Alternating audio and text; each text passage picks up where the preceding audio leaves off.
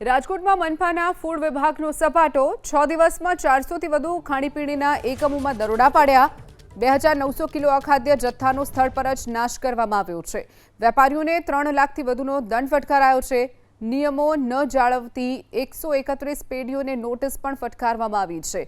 ગંભીર બેદરકારી બદલ 4 એકમો સીલ કરવામાં આવ્યા છે। તો રાજકોટમાં આરોગ્ય વિભાગનો સપાટો 2900 કિલો અખાદ્ય જથ્થાનો સ્થળ પર જ નાશ કરવામાં આવ્યો છે। જે prepared food as well as જે રો મટીરિયલ યુઝ થાય તમામની તપાસ જે છે એ કરવામાં આવી હતી।